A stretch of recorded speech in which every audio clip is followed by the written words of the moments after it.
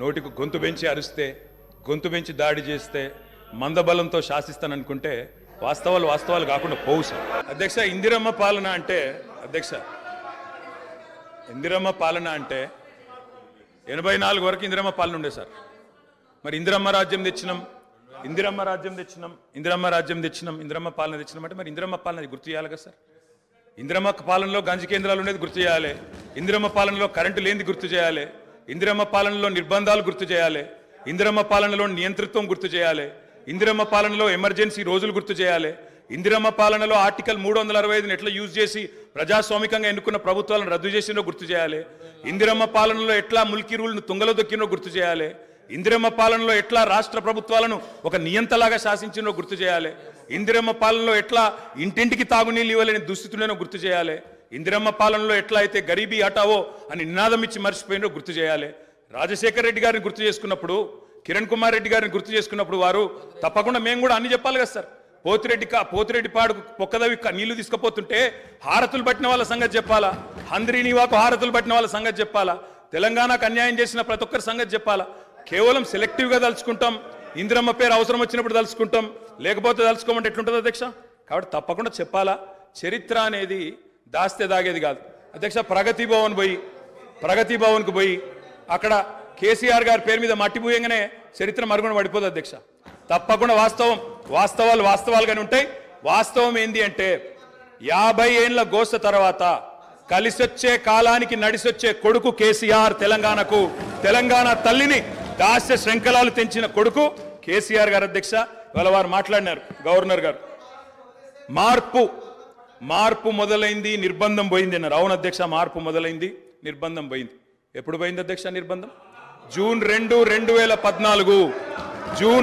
2014 నాడు దాస్య శృంఖలాల నుంచి శ్రీశ్రీ గారు చెప్పినారు అధ్యక్ష, బానిసకొక బానిస అని. దరిద్రం ఏంటంటే అధ్యక్ష, దరిద్రం ఏంటంటే గతంలో మనల్ని పీడించిన వాళ్ళు పోయినారు, కానీ వాళ్ళ పేర్లు తెలుసుకునే వాళ్ళు ఇంకా అక్కడే ఉన్నారు అధ్యక్ష. అది బానిసకొక బానిస అంటే కదా అధ్యక్ష. ఇంకొక మాట చెప్పాలి అధ్యక్ష. ఈరోజు గత 10 ఏళ్ళని మాట్లాడుతున్నాను, చెప్తాం అధ్యక్ష. విద్యుత్ సంస్థల గురించి చెప్తాను, ఇంకా చాలా విషయాలు చెప్తాను. మధ్యలో వారే ఇప్పుడు ఒక 15 నిమిషాలు డిస్టర్బ్ చేశారు, మీరు లెక్క రాసుకోవాలి. మీరు కూడా మేము 39 మంది ఉన్నాం, వాళ్ళు 64 మంది ఉన్నారు, మిడిసిపడుతున్నారు అధ్యక్ష. ఎంత అధ్యక్ష తేడా?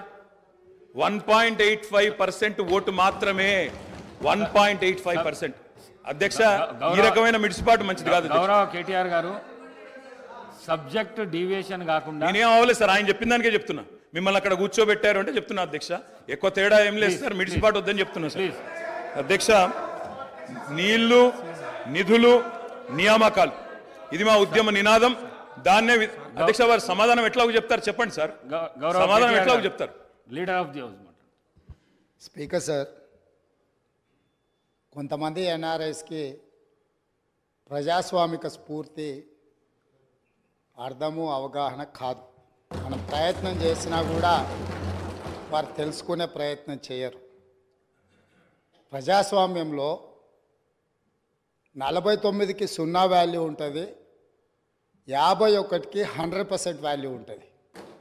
ఎందుకంటే 51% ఓట్లు, 51% నెంబర్ ఉన్న వాళ్ళు ప్రభుత్వాన్ని ఏర్పాటు చేస్తారు.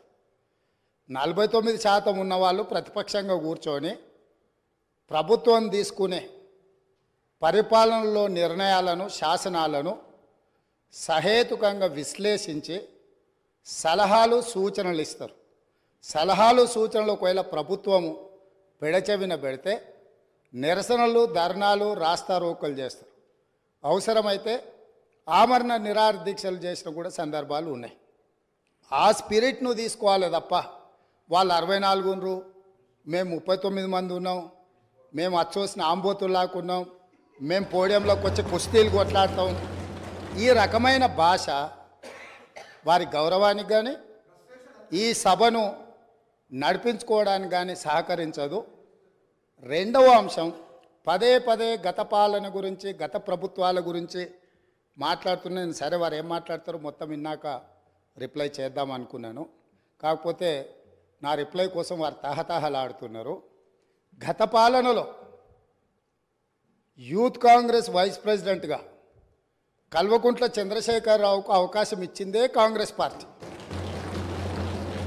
సింగిల్ విండో డైరెక్టర్గా ఎన్నికల్లో పోటీ చేయడానికి ఇస్తే కాంగ్రెస్ పార్టీ తరఫున నిలబడి ఓడిపోయిందే చంద్రశేఖరరావు. గత పాలనలో ఎంపీగా గెలిపించిందే కాంగ్రెస్ పార్టీ. గత పాలనలో షిప్పింగ్ మినిస్టర్ ఇచ్చిందే కాంగ్రెస్ పార్టీ. ఆ తర్వాత కార్మిక శాఖ మంత్రి ఇచ్చిందే కాంగ్రెస్ పార్టీ. అంతెందుకు ఇక్కడ సభ్యుడు ఉన్నాడు, వారు కూడా వారి కుటుంబ సభ్యులే. ఎమ్మెల్యే కాకుండానే మంత్రిని చేసి తర్వాత ఎమ్మెల్యేగా ఎన్నిక చేయడానికి సహకరించిందే కాంగ్రెస్ పార్టీ. ఈరోజు వాళ్ళు ఏ పేరైతే వినోద్ అనుకుంటున్నారో ఆ రాజశేఖర రెడ్డి గారే ఆ మంత్రివర్గంలోనే గత ఆర్థిక శాఖ మంత్రి సిద్దిపేట ఎమ్మెల్యే గారు ఎమ్మెల్యే పదవి లేకుండా మంత్రిగా ప్రమాణ స్వీకారం చేసిండ్రు. రాజశేఖర రెడ్డి గారి నాయకత్వమే ఈ దేశానికి బలమైన నాయకత్వం అని అందులో పనిచేసిండ్రు. మూడవది పోతిరెడ్డిపాడు పొక్క పెద్దది చేసినప్పుడు కీర్తిశేషులు నాయన్ నరసింహారెడ్డి గారు కడప జిల్లా ఇన్ఛార్జ్ మినిస్టర్.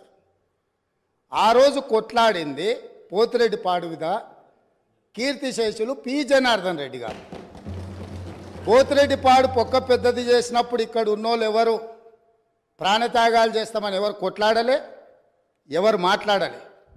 సొంత పార్టీ సొంత ప్రభుత్వం ఉన్న తెలంగాణ ప్రజల హక్కులను భంగం కలిగించొద్దు, కృష్ణానది జలాలలో మా వాటా మాకు ఉండాలి, మా వాటాను ఎవరు తీసుకెళ్ళినా మేము ఒప్పుకోమని కొట్లాడింది ఆనాటి నాయకుడు పి జనార్దన్ రెడ్డి గారు మాట్లాడినారు తప్ప వీళ్ళు కాదు. కాబట్టి ఈరోజు వీళ్ళందరూ ఏ పాలకుల గురించి మాట్లాడుతున్నారో ఆ పాలకులు ఇప్పుడు మాట్లాడుతున్న పెద్దలు ఎట్లెమ్మెల్యేనరు? వాళ్ళ తండ్రి గారి గురువైన చంద్రబాబు నాయుడు గారి పార్టీతో పొత్తు పెట్టుకుంటే ఆ పార్టీ మద్దతుతో ఆ కండువ కప్పుకొని సిరిసిల్లలో కష్టపడి పనిచేసి నిర్మించుకున్న చీమలు పెట్టిన పుట్టలో పాములు దూరినట్టు కేకే మహేందర్ రెడ్డి అక్కడ పార్టీని నిర్మించుకొని తెలంగాణ ఉద్యమంలో పాల్గొని తెలంగాణ ఉద్యమంలో ముందు భాగం నుండి నిలబడి కొట్లాడితే ఎన్ఆర్ఐ అంటే నాన్ రిలయబుల్ ఇండియన్ కింద మేనేజ్మెంట్ కోటాలో ఇక్కడికి వచ్చి టికెట్ తీసుకొని అక్కడ ఆ కేకే మహేందర్ రెడ్డి గారిని అన్యాయం చేసి ఈరోజు ఇక్కడికి వచ్చిండ్రు. కాబట్టి ఈరోజు గతం గురించి అధ్యక్ష ఒకవేళ మా మిత్రులకు వాళ్ళకు అంతగా గతం గురించి చర్చించాలనే ఆలోచన ఉంటే ఒకరోజు మొత్తం తమరు సమయం ఇవ్వండి. తప్పకుండా జూన్ 2, 2014 కంటే ముందు జరిగిన 55 సంవత్సరాల పరిపాలన మీద సంపూర్ణమైన చర్చ ఇక్కడ పెడదాము. ఈరోజు ఇక్కడ జరుగుతున్న చర్చ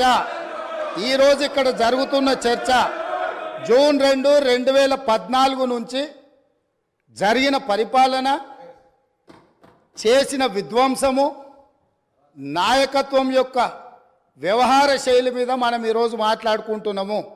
కాబట్టి వారికి గతం గురించి చర్చించాలనే కోరిక ఉంటే మాకు ఎలాంటి అభ్యంతరం లేదు.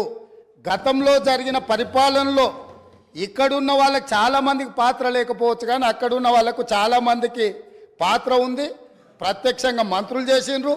అక్కడున్న నాగేందర్ గారు, ఆ పక్కనున్న శ్రీనివాస్ యాదవ్ గారు, ఆ పక్కనున్న హరీష్ రావు గారు, అక్కడున్న కడియం శ్రీహరి గారు, ఆ పక్కనున్న పోచారం శ్రీనివాసరెడ్డి గారు, ఆ పక్కనున్న గంగుల కమలాకర్ గారు, అన్ని పేర్లు మొత్తం అన్ని లిస్టు చదువుతా. వీళ్ళందరూ కూడా ఈరోజు వారు ఏదైతే పాపాలు జరిగినాయి అంటుండ్రో ఆ పాపాలలో సంపూర్ణమైన భాగస్వామ్యం వాళ్ళదే ఉన్నది. వరంగల్ ప్రాంతంలో జరిగిన ఎన్కౌంటర్లకు ఎవరి కారణమని చర్చ ఉంది అధ్యక్ష? ఈరోజు వారే మాట్లాడుతున్నారు. ఏమని గవర్నర్ ప్రసంగంలో మొత్తం కాంగ్రెస్ పార్టీ మేనిఫెస్టోనే పొందుపరిచిండ్రని చాలా సీనియర్గా పనిచేసిండ్రు మంత్రులుగా. గవర్నర్ గారి ప్రసంగము పార్టీ యొక్క ఎన్నికల మేనిఫెస్టోను మంత్రివర్గంలో చర్చించి మా ప్రభుత్వం యొక్క భవిష్యత్ కార్యాచరణను మంత్రివర్గం ఆమోదం చేసిన తర్వాతనే గవర్నర్ గారు ప్రసంగిస్తారు. పరిపాలనలో అనుభవం ఉన్న వాళ్ళు గతంలో ఈ రకమైన నిర్ణయాలు చేసిన వాళ్ళు కూడా ప్రజల్ని తప్పుదోవ పట్టించడానికో లేకపోతే వాళ్ళ యజమానులను సంతోషపెట్టడానికో ఎందుకు మాట్లాడుతున్నారో నాకైతే తెలియదు. నేను సభ్యుడికి సూచన చేస్తున్నా, నేను చాలా విషయాలు ప్రస్తావించిన, తప్పకుండా సావధానంగా 5 సంవత్సరాల సమయం ఉంది, సంపూర్ణంగా ఎక్స్రే తీసినట్టుగా ఎక్కడెక్కడ ఏమేమి ఉన్నాయో అన్నిటిని వివరిస్తాం. మా ఆర్థిక మంత్రి గారు, డిప్యూటీ సీఎం గారు జరిగిన విధ్వంసం ఏంది, ఆర్థిక నేరమేంది, అన్ని విషయాలు ఈ సభలోనే తమరి అనుమతి తీసుకొని చర్చకు పెట్టి వాటన్నిటిని విశ్లేషిద్దాం. మేము సిద్ధంగా ఉన్నాం. సంవయనం పాటించి ఈరోజు గవర్నర్ గారి ప్రసంగానికి సంబంధించిన మీకు మనసు ఉంటే, తెలంగాణను అభివృద్ధి చేసుకోవాలన్న ఆలోచన ఉంటే అభినందిస్తూ మీరు ముందుకు రండి. లేదు మేము ఇట్లనే ఉంటామంటే పిల్లి శాపనార్థాలకు ఉట్లు తెగిపడవు. ఈ శాపనార్థాలు పెడుతూనే ఉంటారు జీవితకాలం. కాబట్టి దయచేసి ప్రతిపక్షానికి నేను సూచన చేస్తున్నా, మేం పాలకపక్షంగా మా విజన్ డాక్యుమెంటుని సభలో పెడుతున్నాం. మీరు సలహాలు సూచనలు ఇవ్వండి. సహేతుకమైన సలహాలు సూచనలకు ఎప్పుడు మేము సిద్ధంగా ఉన్నాము. ఎందుకంటే ప్రతిపక్షాలను గౌరవించడం అనే సాంప్రదాయం కాంగ్రెస్ పార్టీకి మొదటి నుంచి ఉంది, ఇప్పుడు కూడా ఉంది. ఆ సాంప్రదాయాన్ని కొనసాగిస్తామని మీ ద్వారా వారికి తెలియజేయదలుచుకున్నాం.